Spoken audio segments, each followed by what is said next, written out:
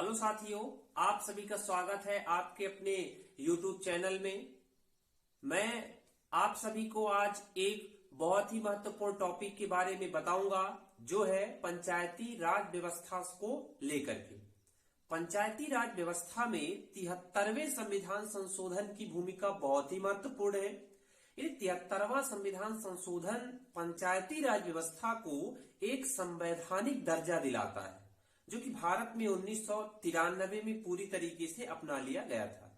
तो सबसे पहले, यदि आप चैनल पे नए हैं तो चैनल को अधिक से अधिक दोस्तों तक अपने शेयर करिए, चैनल को सब्सक्राइब करिए, साथ में बेल आइकन को भी प्रेस करिए, जिससे आने वाली सभी वीडियो का नोटिफिकेशन आप तक आसानी से पहुंच सके। तो चलिए हम इस क्लास को शुरू कर लेते, डिस्कस करूंगा। सबसे पहले, जून 1991 में देश के अंदर नई कांग्रेसी सरकार अस्तित्व में आती है। नई कांग्रेसी सरकार यानी नरसिम्हा राव के नेतृत्व में।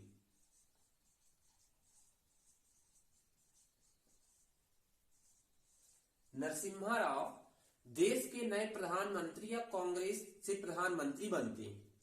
जब ये प्रधानमंत्री बने तब इन्होंने पंचायती राज को लेकर के थोड़ा जो है जागरूकता दिखाई, या इनका ध्यान पंचायती राज की ओर गया।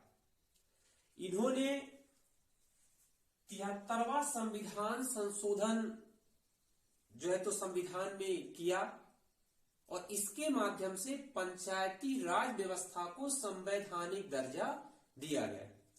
अभी 73वां संविधान संशोधन जब हुआ, इसके बाद संविधान में 11 अनुसूची में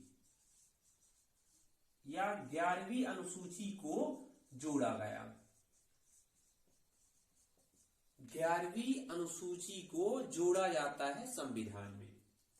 इसके बाद क्या होता है, 16 सितंबर 1991 को विधेयक संसद के अंदर पहुंचता है। किसका विधेयक? पंचायती राज का विधेयक।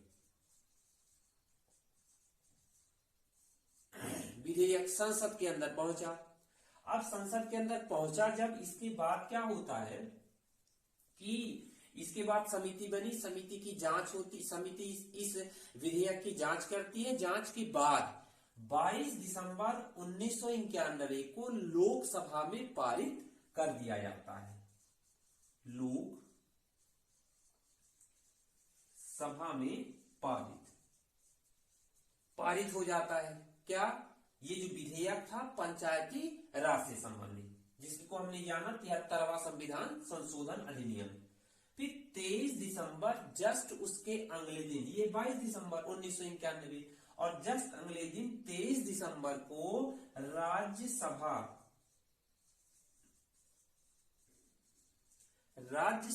में भी इस विधेयक को पारित कर दिया जाता है, या पारित हो जाता है। अब जब दोनों सदनों में पारित हो गया, उसके बाद क्या होगा, इसकी पुष्टि भारत के कुछ राज्यों द्वारा की जाएगी। इसकी मतलब इस विधेयक की। तो जब 22 दिसंबर को लोकसभा में, 23 दिसंबर को राज्यसभा में विधेयक पास हो जाता है या पारित हो जाता है, उसके बाद 4 माह के अंदर देश में 17 राज्यों द्वारा इसकी पुष्टि कर दी जाती है। पुष्टि कर दी गई। किसकी पुष्टि कर दी गई? इस विधेयक की। इसके बाद 20 अप्रैल 1993 को राष्ट्रपति कौन थे 1993 में? डॉक्टर शंकर दयाल शर्मा।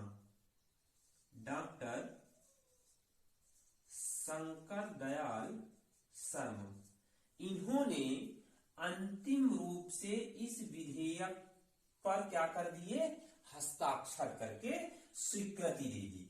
कब दे दी? राष्ट्रपति ने 20 अप्रैल को अंतिम रूप से हस्ताक्षर करके इस विधेयक को स्वीकृति दे दी। इसके बाद 24 अप्रैल के दिन एक अधिसूचना जारी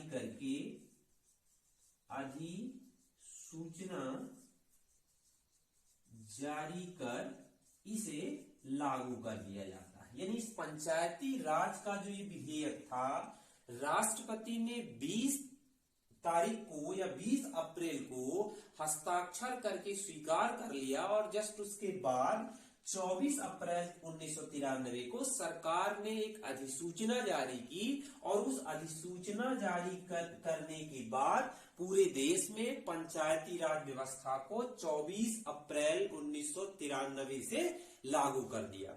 इसीलिए 24 अप्रैल को प्रति वर्ष पंचायती राज दिवस मनाया जाता है।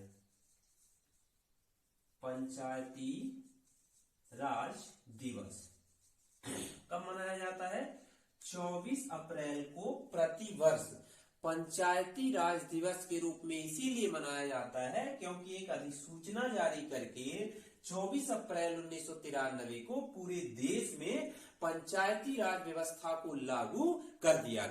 इस पंचायती राज व्यवस्था को लेके जो 73वां संविधान संशोधन अधिनियम आया, उसकी कुछ मुख्य बातें कौन कौन सी थी, यानी इस अधिनियम में कौन सी बातों को लेकर के जिक्र किया गया था। सबसे पहली बात कही गई कि पंचायती राज का ढांचा कैसे होगा, वो होगा त्रिस्तरीय ढांचा होगा। अभी पिछले वीडियो में भी हमने बताया था त्रिस्तरीय ढांचे में कि ग्राम पंचायत पर कौन होगा। एक बार मैं फिर से बता देता हूँ कहाँ कहाँ पे कौन कौन सा स्तर होगा। सबसे पहले बात करते हैं हम ग्राम स्तर पर। तो ग्राम स्तर पर क्या होगी? ग्राम स्तर पर ग्राम पंचायत होगी, ग्राम पंचायत होगी। दूसरे नंबर पर जो आता है, क्या आता है? मध्यवर्ती स्तर। मध्यवर्ती स्तर, इस मध्यवर्ती स्तर जो है इसमें क्या होगा?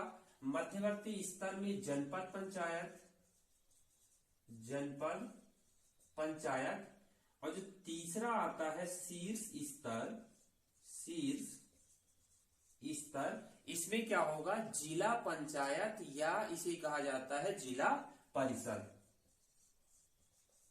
जिला पंचायत या जिला परिषद कहा जाता है।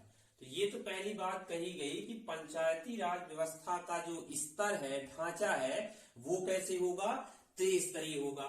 इसी में एक बात और कही गई कि जिन राज्यों की जनसंख्या 20 लाख से कम है, 20 लाख से कम है जिन राज्यों की जनसंख्या, वहां पे मध्यवर्ती स्तर नहीं होगा।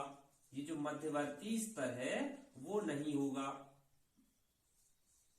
मध्यवर्ती स्तर नहीं होगा। कहां पे? 20 लाख से कम जनसंख्या वाले राज्यों में मध्यवर्ती स्तर नहीं रखा जाएगा। दूसरी बात इसमें क्या कही गई इस अधिनियम के अंतर्गत कि जो मध्यवर्ती स्तर है, मध्यवर्ती और शीर्ष स्तर, शीर्ष स्तर, इनमें अध्यक्षों का चुनाव या जो अध्यक्ष का चुनाव होगा वो कैसे होगा? इनके अपने सदस्यों में से ही होगा, अपने सदस्यों में ही किया जाएगा। अपने सदस्यों में मतलब जो ये ग्राम, इसमें बात करें जनपद पंचायत और जिला पंचायत के सदस्य होंगे, यही मिलकर के इनके यानी जनपद पंचायत के अध्यक्ष और जिला पंचायत के अध्यक्ष का चुनाव करेंगे, मतलब अप्रत्यक्ष रूप से इसका निर्वाचन होगा। तीसरी बात इस अधिनियम में क्या कही गई कि जो मतदाता सूची है, मतदाता सूची, साथ में निर्वाचन प्रक्रिया, निर्वाचन प्रक्रिया है, निर्वाचन के लिए दिशा निर्देश है, दिशा निर्देश, ये कौन जारी करेगा या इसका पालन कौन करेगा? राज्य निर्वाचन आयोग करेगा। ये भी याद रखना है, राज्य निर्वाचन आयोग,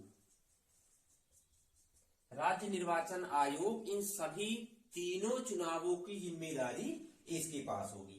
अब बात जो चौथी कही गई वो क्या होगा? एसटी, एससी और ओबीसी नहीं, अभी एसटी एससी इन कैटेगरी के लोगों के लिए उनकी जनसंख्या के अनुपात में क्या मिलेगा? आरक्षण मिलेगा। जनसंख्या के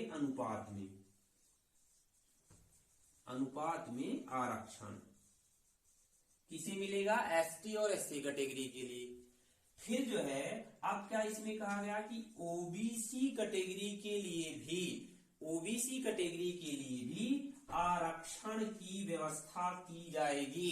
इसकी जिम्मेदारी राज्य सरकारों की होगी। साथ में क्या कहा गया कि महिलाओं के लिए भी अगली बात क्या कही गई कि 1/3% जो है वो हर वर्ग की महिला के लिए सीटों का आरक्षण, हर वर्ग की